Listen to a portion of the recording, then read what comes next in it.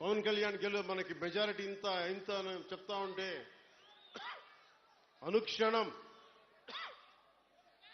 నాకొచ్చి మీకొచ్చి రెండు చేతులు ఎత్తి నా హృదయపూర్వకమైన ధన్యవాదాలు తెలుపుకోవాలి మీ అందరికీ.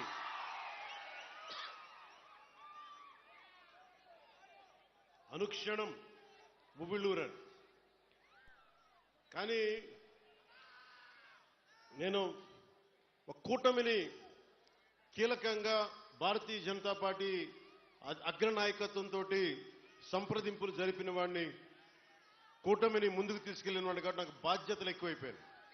ఢిల్లీ వెళ్ళాను, అందరినీ తీసుకెళ్ళాం, అందరితో మాట్లాడాం, మనకి ఏమేం కావాలి, ఎలాంటి పరిస్థితుల్లో ఉన్నాం వివరించే పరిస్థితులతో పాటు నాకు నిజానికి చెప్పాలంటే నేను ఎమ్మెల్యేగా కూడా అసలు నేనేం అనుకోలే.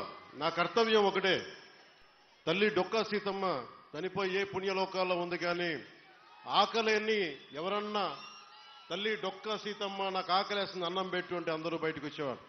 ఆవిడొచ్చి ఆకలున్న ప్రతి కడుపు నింపేది. అదే స్ఫూర్తితోటి కష్టంలో ఉన్న మన సగటు మనిషికి నిలబడాలి అన్న తపన తప్ప దాంట్లో పదవులు వస్తాయా అధికారం వస్తా నేనేం ఆశించలే. కానీ ఈ రోజున ఉప ముఖ్యమంత్రి ఇక్కడ ఎమ్మెల్యేగా గెలిపించడమే కాకుండా నేను కోరుకొని ఉప ముఖ్యమంత్రి స్థానాన్ని కూడా మీరు మనస్ఫూర్తిగా వచ్చినందుకు దానికి ఆ విజయాన్ని మీకే అంకితం చేస్తున్నాను. ఎమ్మెల్యేగా గెలిపించారు, మీరిచ్చిన స్ఫూర్తిని తీసుకొని పిఠాపురంలోనే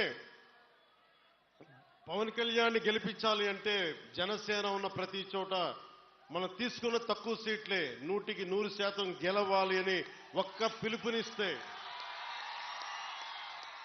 భారతదేశంలో ఎన్ని స్థానాలు గెలుచుకున్నది ఎంత న్యూస్ అయిందో లేదో తెలియదు. కానీ ఇన్ని దశాబ్దాలు